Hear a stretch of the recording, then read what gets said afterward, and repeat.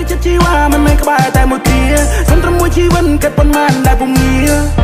សុំដាក់ពីប្រឡងសញ្ញាបាត់ស្នេហ៍បាត់អូនតែមួយថ្ងៃបងភ័យញ័រដៃរបស់មួយខែជំនួសមកជូនទៅដល់ផ្ទះមេភ្លឺថ្ងៃរះរំងយើងហើយមួយជីវិតថ្ងៃនឹងមានម្ដងពួកម៉ាក់អញកាយប៉ៅស្រុកខ្មែរមកចេញពីរៀនហ៊ានដប់កូនស្រីគេដល់លេងអូនប្រងយកបងធ្វើសង្សារនេះគឺជាស្នេហ៍កាលពីក្មេងតែពេលនេះពួកយើងធំពេញវ័យអ្វីនៅតែដូចដើមអូននៅតែជាសំណងฉันមកស្នេហ៍ស្នងបែងដងបែកខ្លាំងចាប់បរិញ្ញាមានការងារធ្វើដឹកផ្លែឈើចូលផ្ទាំងអូនហើយមកអូនប្រាប់ថាកុំភ័យអ្វីរៀនចាប់ពេលណាអ៊ីលើកូនហើយខ្ញុំប្រឹងសន្សំលើតតែក្រុមនឹងខែទាំងយំយូរណាស់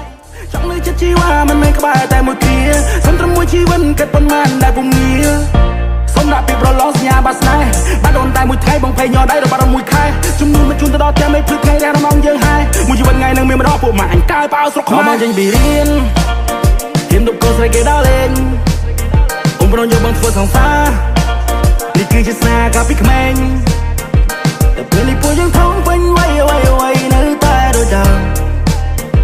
អូននៅតែជាសំណងฉันមកស្នេហ៍ស្នងបែងដងបែកខ្លាំងចាប់បរិញ្ញាមានការងារធ្វើដឹកផ្លែឈើចូលផ្ទាំងអូនហើយ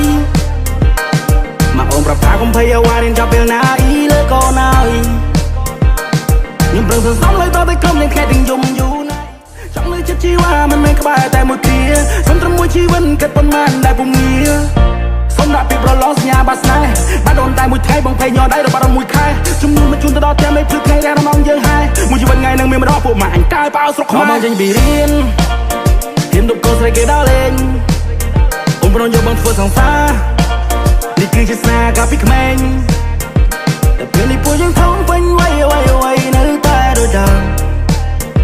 អូននៅតែជាសំណងฉันមកស្នេហ៍ស្នងបែងដងបែកខ្លាំងចាប់បរិញ្ញាមានការងារធ្វើដឹកផ្លែឈើចូលផ្ទាំងអូនហើយមកអូនប្រាប់ថាកុំភ័យអ្វីរៀនចាប់ពេលណាអ៊ីលើកូនហើយខ្ញុំប្រឹងសន្សំលើតតែក្រុមនឹងខែទាំងយំយូរណាស់ចង់លើចិត្តជីវ៉ាមិនមែនក្បែរតែមួយគ្រាសុំត្រឹមមួយជីវិតគិតប៉ុន្មានដែលពុំងារសុំដាក់ពីប្រឡងសញ្ញាបាត់ស្នេហ៍បាត់អូនតែមួយថ្ងៃបងភ័យញ័រដៃរបស់មួយខែជំនួសមកជូនទៅដល់ផ្ទះមេភ្លឺថ្ងៃរះរំងយើងហើយមួយជីវិតថ្ងៃនឹងមានម្ដងពួកម៉ាក់អញកាយប៉ៅស្រុកខ្មែរមកចេញពីរៀនហ៊ានដប់កូនស្រីគេដល់លេងអូនប្រងយកបងធ្វើសង្សារនេះគឺជាស្នេហ៍កាលពីក្មេងតែពេលនេះពួកយើងធំពេញវ័យអ្វីនៅតែដូចដើមអូននៅតែជាសំណងฉันមកស្នេហ៍ស្នងបែងដងបែកខ្លាំងចាប់បរិញ្ញាមានការងារធ្វើដឹកផ្លែឈើចូលផ្ទាំងអូនហើយមកអូនប្រាប់ថាកុំភ័យអ្វីរៀនចាប់ពេលណាអ៊ីលើកូនហើយខ្ញុំប្រឹងសន្សំលើតតែក្រុមនឹងខែទាំងយំ